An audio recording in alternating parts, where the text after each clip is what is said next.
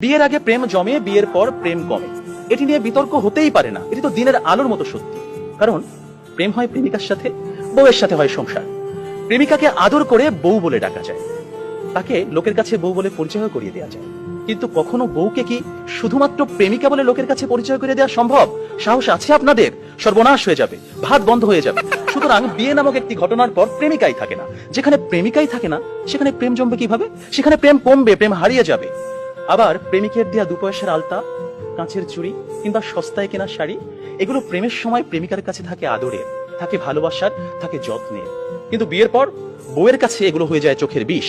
একজন সত্যিকারের প্রেমিকের প্রেমের উপন্যাসে বিয়েই কখনো শেষ পৃষ্ঠা হয় না। কারণ তারা জানে কোনো কোনো প্রেম না পাওয়াতেই পূর্ণতা খুঁজে পায়। তাই পৃথিবীর শত গল্প, কবিতা, উপন্যাসে প্রেমকে সাজানো হয়েছে না পাওয়ার বেদনায়।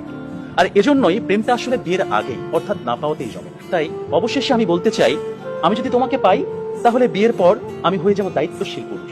বিয়ের আগে যেমন ছিলাম লুতুপুতু প্রেমিক, যেমন ছিলাম আবেগী প্রেমিক, বিয়ের পর হয়ে উঠবো আমি দায়িত্বশীল পুরুষ। কারণ আমি জানি বিয়ের পর দায়িত্ববাদ দিয়ে প্রেম জমাতে গেলে সংসার টিকবে না।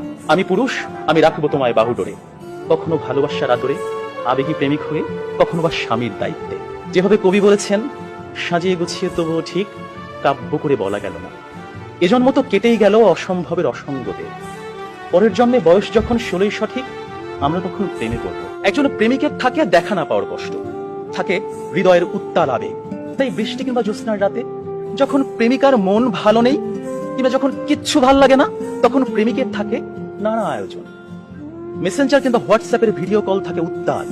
আমার জান, আমার জানটুস, আমার ময়না, আমার টিয়া, আমার হেঁটুস, তাকে কত রকমের সম্বোধন। রাত গভীর হয়, ওরা জেগে থাকে। শহর ঘুমিয়ে যায়, ওরা ঘুমায় না। ওদের কণ্ঠে থাকে গান, বুকে থাকে ছন্দ। কমলাবরণ মুক্তি তোমার, চাঁদের মতন হাসি, সত্যি করে বলছি আমি তোমায় ভালোবাসি। পান্তা ভাতে কাঁচামরিচ, গরম ভাতে ঘি, তোমার সাথে প্রেম করিতে আমার লজ্জা কি? অথচ বিয়ের পর হাজারো হিসেবের ভিড়ে পদ্য, কবিতা, ছন্দ সব যায় উড়ে। আপনারাই বলুন, এইভাবে কি কখনো প্রেম জমে? বিয়ে নামক একটা ঠুনকো শব্দ কখনোই কিন্তু প্রেমের বিশালতায় বাধা হতে পারে না। বরং প্রেম হচ্ছে সেই অস্তিত্ব যেখানে প্রেমিক মন জানে জন্ম জন্মান্তরে তুমি আমার। তোমার সাথে আমার বিয়ে হোক আর না হোক, তুমি আমারই ছিলে, আমারই থাকবে। হুমায়ুন আহমেদ বলেছেন, যে প্রেম যত গোপন, সেই প্রেম তত গভীর।